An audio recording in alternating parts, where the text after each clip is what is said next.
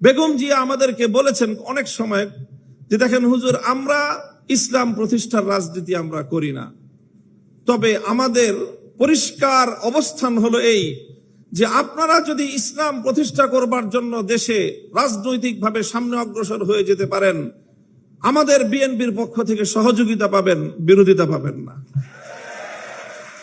আমি আজকে আপনাদের এই উপস্থিতিকে বেগম জিয়ার দুটি কথা উদ্ধৃত করতে চাই। যখন 5ই আগস্ট ছাত্র গণ অভ্যুত্থানের মধ্য দিয়ে বাংলাদেশের মানুষের বুকের উপর থেকে জগদ্দল পাথর, ইতিহাসের বর্বরতম নৃশংসতম শাসক লেডি ফেরাউন খ্যাত শেখ হাসিনা উৎখাত হলো এবং বাংলাদেশ তার ফ্যাসিবাদ থেকে মুক্ত হলো, ঠিক 5ই আগস্টের একদিন পরে বেগম জিয়াকে হাসপাতালে দেখতে যাওয়ার সুযোগ আমার হলো এবং সেখানে ডক্টর জাহিদ সাহেবের বদান্যতায় দীর্ঘ সময় একান্ত সাক্ষাতে ওনার সঙ্গে কথা বলার সুযোগ হলো।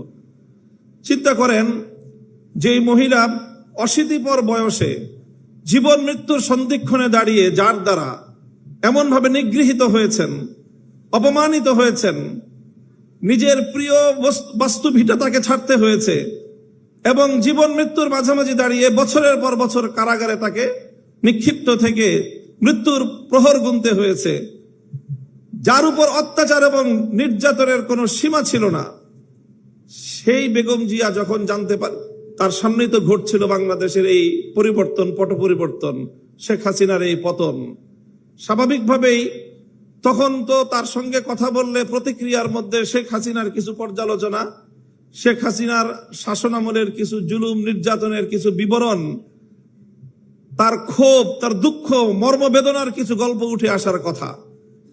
আমি বিস্ময়াভিভূত হলাম। তার সঙ্গে প্রায় আধা ঘন্টার মতো আমার কথা হলো। তিনি আধা ঘন্টার মধ্যে একবারও শেখ হাসিনার নাম উচ্চারণ করেননি। তিনি পূর্ণ সময়টায় দুটি কথা বলেছেন। একটা হলো আমার মরহুম বাবা শাইখুল হাদিস সাহেবের সঙ্গে তার রাজনীতির কিছু স্মৃতিচারণ তিনি করলেন এবং আমাকে সেজন্য অভিনন্দন জানালেন। আর দ্বিতীয় আরেকটি কথাই তিনি বারবার বললেন।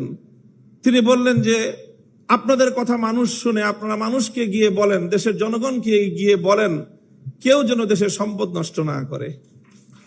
এই সম্পদ তো আমাদের, গণভবন, প্রধানমন্ত্রীর কার্যালয় সহ এই রাষ্ট্র আমাদের।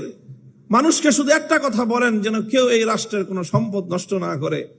আমি অভিভূত হলাম যে এই পরিস্থিতিতে একজন মানুষ, তার কিন্তু নিজের অতীত জীবনের দুঃখ কষ্ট নিয়ে কোনো ইতিহাস তার মনে নেই, তার শুধু মনে দেশপ্রেম